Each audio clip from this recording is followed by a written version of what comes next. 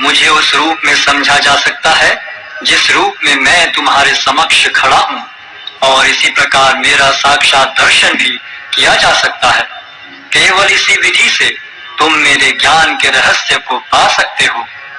हे अर्जुन, जो व्यक्ति सकाम कर्मों तथा मनोधर्म के कलमश से मुक्त होकर मेरी शुद्ध भक्ति में तत्पर रहता है, जो मेरे लिए ही कर्म करता है, जो मुझे ही जीवन लक्ष्य समझता है और जो प्रत्येक जीव से मैत्री भाव रखता है, वह निश्चय ही मुझे प्राप्त करता है।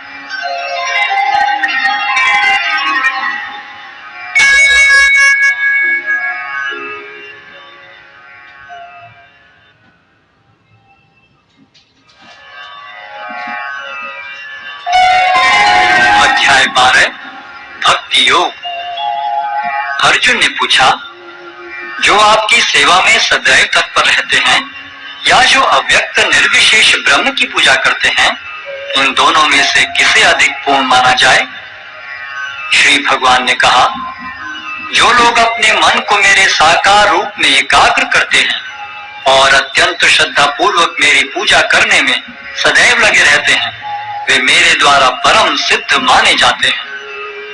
लेकिन जो लोग अपनी इंद्रियों को वश में करके तथा सबों के प्रति संभाव रखकर परम सत्य की निराकार कल्पना के अंतर्गत उस अव्यक्त की पूरी तरह से पूजा करते हैं, जो इंद्रियों की अनुभूति के परे है, सर्वव्यापी है, अकल्पनीय है, अपरिवर्तनीय है, अचल तथा ध्रुव है, वे समस्त लोगों के कल्याण में संलग्न रहकर अंततः मुझे प्राप्त करते हैं।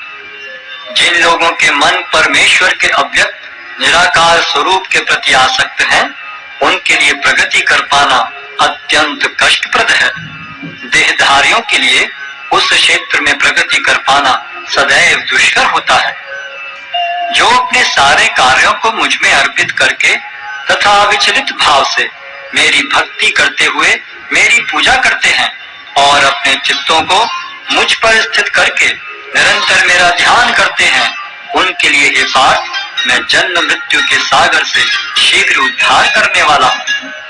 मुझ भगवान में अपने चित्त को स्थिर करो और अपनी सारी बुद्धि मुझ में लगाओ।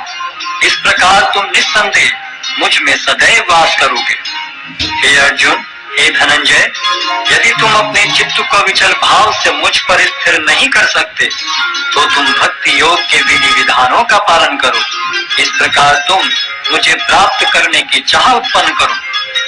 यदि तुम भक्ति योग के विधि विधानों का भी अभ्यास नहीं कर सकते, तो मेरे लिए कर्म करने का प्रयत्न करो, क्योंकि मेरे लिए कर्म करने से तुम पूर्ण अवस्था को प्राप्त होगे। किंतु यदि तुम मेरे इस भावनामृत में कर्म करने में असमर्थ हो, तो तुम अपने कर्म के समस्त फलों को त्याग कर कर्म करने का तथा आत्मस्थित होने का प्रयत्न करो। यदि तुम यह अभ्यास नहीं कर सकते, तो ज्ञान के अनुशीलन में लग जाओ। लेकिन ज्ञान से श्रेष्ठ ध्यान है और ध्यान से भी श्रेष्ठ है कर्म फलों का परित्याग, क्योंकि ऐसे त्याग से मनुष्य को मनोशांति प्राप्त हो सकती है। जो किसी से द्वेष नहीं करता, लेकिन सभी जीवों का दयालु मित्र है, जो अपने को स्वामी नहीं मानता और मिथ्या अहंकार से मुक्त है, जो सुख दुख में संभाव रहता है, सहिष्णु है, सदैव आत्मतुष्ट रहता है, आत्म संयमी है, तथा जो निश्चय के साथ मुझ में मन तथा बुद्धि को स्थिर करके भक्ति में लगा रहता है, ऐसा भक्त मुझे अत्यंत प्रिय है।